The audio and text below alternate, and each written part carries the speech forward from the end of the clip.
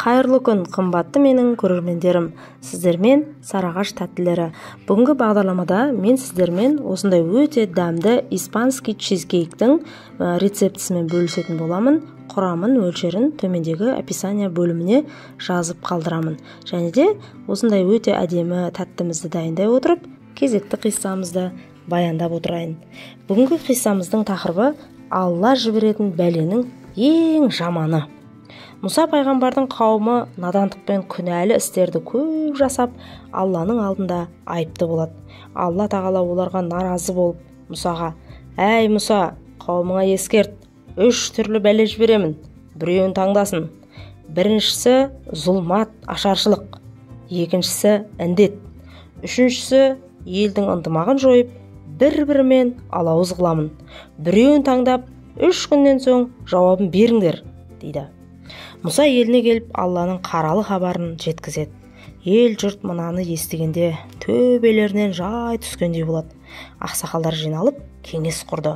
Есеңгіреп қалған ақсақалдар алғашында алауыздықты таңдады. Құдай ашаршылық пен емі жоқ аурудан сақтасын деп шуласты.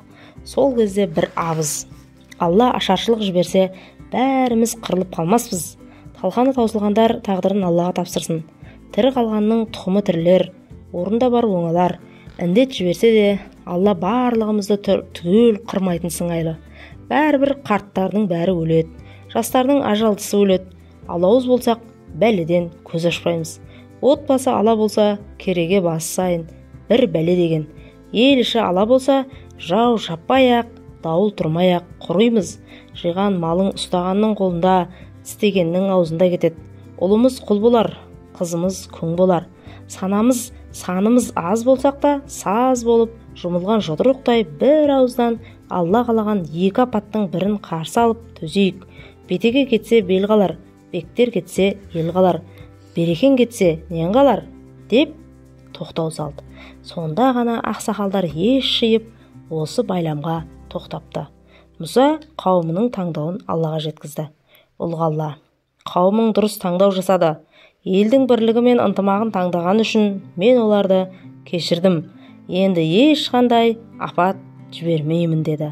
Осыдан бастап халық арасында елдің ынтымағын ойламаған адам Алланы бір деп танымайды деген тәмсіл сөз тарапты.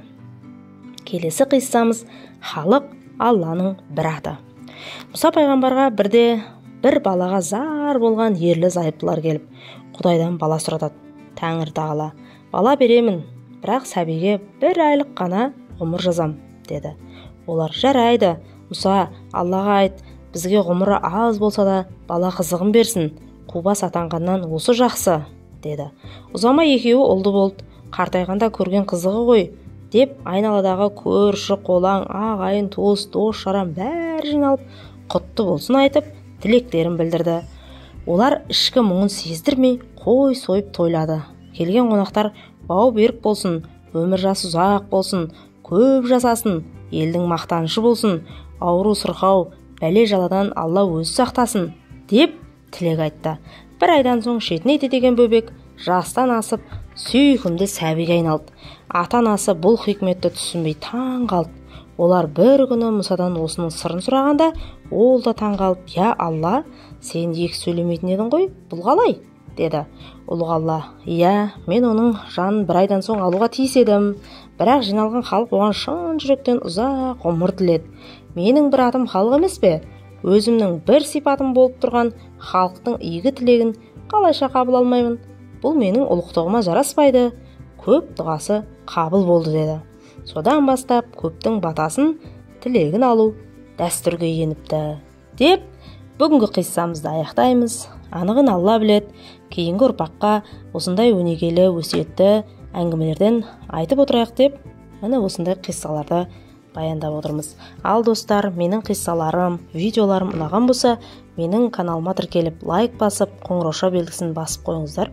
Және де осындай керемет рецепттермен бөлісіп, және де өте құндылықтармен, қиссалармен бөлісетін боламын. Ал жақсы сау сәлемет болыңыздар. Өмірлеріңіз мәнге, дастархандарыңыз дәмге толсын.